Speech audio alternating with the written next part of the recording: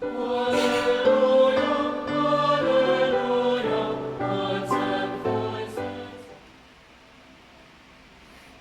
magandang araw sa ating lahat, mga kapanambitan. Ngayon ay araw ng linggo at napakasarap na ating pong pagnilayan ang mga pagbubulay ng misteryo ng ating Panginoon. Dahil ngayon sa ating mga kapatid nating mga Kristiyanong Katoliko ay kapistahan ngayon ng ating Panginoong Kristo ang kanyang pag-akyat sa langit, the Feast of the Ascension of our Lord Jesus Christ. At syempre, sabi nga, sa pag-akyat sa langit ng ating Panginoon ay napakasarap na himayin natin kung ano ba ang mensahe niya para dito. Ang ating pong tema ngayong araw ng linggo, social distance. Correct, social distance. Basahin po muna natin ngayon ang ating pong Gospel of the Day mula sa sulat ni Matthew chapter 18 verse 16 to 20. The 11 disciples went to Galilee, to the mountain which Jesus had ordered them. When they all saw him, they worshipped, but they doubted. Then Jesus approached and said to them, "All power in heaven and on earth has been given to me. Go therefore and make disciples of all nations, baptizing them in the name of the Father, and of the Son, and of the Holy Spirit, teaching them to observe all that I have commanded you, and behold, I am with you always until the end of the age." From Matthew chapter 18, verse 16 to 20. Mga kapanambitan, ang ating tema, walang iba, social distance. Marahil napapanahon sa ating kwarantiya ngayon, sa ating lugar, sa ating pang-araw-araw dahil sa ating pandemic, pero the social distance, it's totally reflect in our feast day today, the ascension of our Lord Jesus Christ. Yung social distance na to natin pinagdadaanan, ganito ang naging tagpo ng mga lagad ng ating Panginoon. Ang ating Panginoon ay kanilang nakita, sinamba nila, but some of them mayroong may doubt, mayroong pangangamba, may worriedness, mayroong yung pangamba na yon, may pagdududa. Pero bakit nga ba tayo magdududa sa isang senaryo na tagpo? Kompleto ang cast, sabi nga daw. Kung sa isang cast, kompleto ang mga tagpo na mga piling, mga tauhan sa panahon na yon. Ikaw ba? Mas pipiliin mo ba na yung tagpo na yun ay naroon ka? O mas pipiliin mo na yung panahon mo ngayon na kung saan na ating pinaghihimay-himay? Totoo, masarap na nandoon sa tagpo na yun kasi what you see, what you get. But now, based in our reality, yung ating dog, kagaya ng mga alagad na ito, lahat nangangamba. Ano na ang next na mangyayari? Nakita natin yung habili ng ating Panginoon sa kanyang mga alagad. Bindisyonan, i-baptize nyo sila, binyagan nyo sila sa ngalan ng Ama, Anak, at ng Espiritu Santo. Meron siyang tinatawag na pinag-uutos. Pero doon muna tayo sa doubt. Bakit ba nagkaroon ng doubt, ng worriedness, ng pagdududa ang mga alagad? Remember, from 1 John chapter 3, verse 20, God is greater than our worried hearts and knows more about us than we do ourselves. Correct. God is greater than our worried hearts, than our doubts.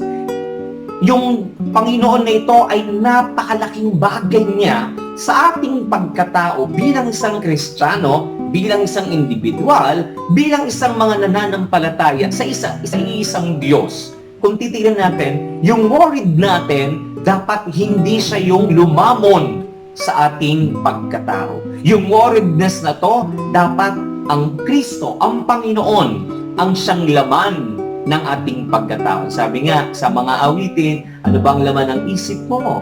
Kung anong laman ng isip mo, yan ang laman ng iyong puso. Kung ano ang laman ng isip mo, yan din ang laman ng iyong mga bibig. Kung anong laman ng iyong puso, yan yung laman ng iyong kaluluwa. Yan ang laman ng iyong pagkatao. Kaya nga, kung tayo ay nagwo-worried, always remember and knows more about us than we do ourselves because God knows everything. Alam niya kung ano yung mas makakatulong para sa atin. Alam niya yung masigit na matimbang upang sa ating paglago bilang isang individual. So, yung doubt na nangyari sa kanila, bakit kaya meron silang doubt? Because of the order. No? Because of the command. Sabi nyo nga, command. Command. Di ba sa social distance, merong command sa atin ngayon? Sa ating lipunan. Ano yung command sa atin ngayon sa social distance? Di ba? 2 meters, di ba? 1 meter. Oh, may mga pagitan na dapat na tayo ay makasunod. Bakit kinakailangan ng social distance na pinapatupad sa ating bansa at sa buong mundo? Dahil sa pandemic, dahil sa COVID-19 virus. Para hindi ito kumapit yung epidemya na ito na maaring makahawa at maaring ikamamatay. Social distance. Ano ba yung hamon na ito sa ating mga alagad? Ang hamon sa kanila, sanay sila na ang Panginoon ay kapiling nila. Sanay sila na naririnig nila ng personal ang lahat ng mga kababalaghan, ang lahat ng mga patotoo. But this time, at the front nilang lahat ng mga apostol, ang pag-akit sa langit ng ating Panginoon ay isang mistulang tanong sa kanilang mga sarili. Tanong sa ating pagkatao, ano na ang mangyayari after this? So, ang pag-akit sa langit ng Panginoon ay may dahilan. Meron siyang malaking purpose. Ang purpose nito is to prove kung ano yung nakasulat, to prove what is written. Yung katuparan. And yet, remember, no? Yung social distance na ito yung factor na sinasabi ng Panginoon, kailangan maganap. Kailangan hindi para lumayo sa atin ng Diyos, kundi para mas lalo siyang mapalapit. On what matter? Sa pamamagitan ng pagpanawag at pagdating ng patnubay hanggang the Holy Spirit. So, sa ating panahon naman, the social distance very important upang yung epidemya na ito ay hindi na siya umapit at hindi na siya makapaminsala pa. Pero yung pagiging social distance is one way another on how to be independent. Kung papaano ka ngayon tatayo sa iyong mga sariling disposisyon, sa iyong mga sariling mga pananaw, sa iyong mga sariling direksyon, kung papaano ka maglalakbay ngayon at magpapatunay na ikaw ay pinili ng Diyos, na ikaw ay isang Kristiyano. Doon tayo sa order. Binyagan niyo sila sa ngalan ng Ama at ng Espiritu Santo. Remember from the Ephesians chapter 6 verse 6. Don't work only being watched in order to please men, but as a slave of Christ, do God's will from your heart. Meaning, mga panambitan. Kung may order ang Diyos na kailangan natin sumunod from the will of God, hindi dahil gumagawa tayo because of the media, because of the camera, because of the publicity, because of the social media. No, kundi gumagawa tayo on what way? Kahit na lights off, kahit na lights on, kahit na merong viewers o wala, kahit na may nag-like at may nag-heart, okay lang yun. Hindi paramihan ito ng heart at like. Hindi paramihan ito ng mga viewers. Actually, tayo ang nawawalan at hindi yung files o yung mga episode na ginagawa para sa ikauunlad natin. Hindi po ginagamit po ngayon, paramihan po ng heart, ng emoticon, kung sino po yung maraming like, maraming views, meaning po ito po yung trending. Yun na nga trending. Pero titignan mo from the word of trending, ano ba yung nagte-trend? Di ba? Yung pang-sanlibutan? Di ba yung panglupa? Di ba? Ano ba nagte-trend? Dapat may kahalo pa rin ang mas matimbang, ang maging trending pa rin lagi, God first. Ang magte-trending pa rin dapat sa atin, walang iba, yung miraculous of the mystery of our Lord. Day by day, time to time. Always, siya yung lagi yung ina-uplift natin. Kaya nga, from the Ephesians, sinasabi dito, huwag tayong magtatrabaho doon sa order na sinabi sa mga apostol. Binyagan sila. Dahil ba may nanonood? Dapat daw ito ay from your heart na nanggagaling sa iyong puso. But remember, kung meron ng tinatawag na idab, may sinagot na natin. And then second, yung tinatawag na order. And now, yung tinatawag na assurance. May safety po ba? Kasi kapag kami ay humayo, kami ay naghayag, kami ay nagpahayag at nagpatotoo upang sundin ang kaloob na ipinag-uutos ng Diyos, may maniniwala ba? The last statement from the Matthew, anong sabi niya?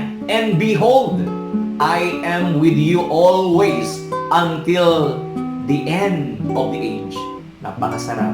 Hindi lamang ang mensahe niyan para sa mga apostol, kundi para din sa ating panahon ngayon. The Lord is always with us until the end of the age. Sana, mga kapanamitan, patuloy natin na ang Diyos nito sa kapistahan ng kanyang pag-akyat sa langit, ang pagdiriwang ng mga anghel at mga banal, ang patotoo na siya nga ay lumuklok sa kanan ng Ama, na siya nga ang Diyos na ito, kung ano ang nakasulat ay nagtagumpay ang Diyos. Sana siya din ay nagtatagumpay ngayon sa ating mga landasin. Sana siya ngayon ay nagtatagumpay sa ating mga mithiin. Alam ko, from the social distance, marami tayong natutunan. Ang natutunan natin, how to stand, how to fight with the presence of God, how to stand, na punuin natin yung pagtitiwala sa Kanya, na hindi namamatay yung mitya. Kung namatay man yung mitya at yung alab natin, ngayon, natutunan natin na lagyan ng pamamaraan. Lahat ng katipiran, di ba, nagagawa natin ngayon? Lahat ng mga diskarte, nagagawa natin ngayon because of this pandemic. I'm not saying na ito ay maganda, pero yung lesson ang maganda. Yung learning, yung maganda. Yung kabusugan ng spirituality, yung maganda. Pulutin natin, huwag laging pangit ang titignan. Ang tignan natin, yung ikapupulot, ikakapanuto, at ikabubunga ng ating pagkatao, ng ating pamilya, ng ating mga kaibigan, sa ating pananampalataya. Amen. Samahin niyo po ako sa isang munting panalangin. Ave Maria Purisima, sa pangalan ng Diyos Ama, Anak at ng Espiritu Santo. Amen. Salamat, Panginoon, sa iyong walang hanggang biyaya, pagpapala ng walang kapaguran. Kami po ay nagpapakumbaba, humingi ng tawad sa kabila po ng aming mga pagkulang at pagkakasala. Bendisyonin niyo po yung aming mga mahal namin sa buhay, yung aming pong mga tagapakinig, yung mga nasa malayo sa kanilang pamilya, yung mga may pinagdadaanan po ngayon na krisis, na tanging Diyos, ikaw lamang ang nakakaalam.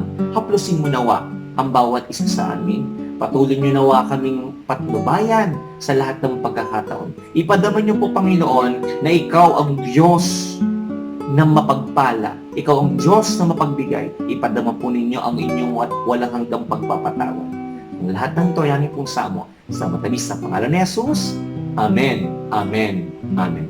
Ave Maria Purisima, sa pangalan ng Diyos Ama, Anak at ng Espiritu Santo. Amen. Maraming salamat po sa inyo pong pagsubaybay, sa inyong panonood. Patuloy niyo pong subaybayan ang ating mga episode at isubscribe po ninyo ang ating pong YouTube channel at ang ating Facebook page. Maraming salamat.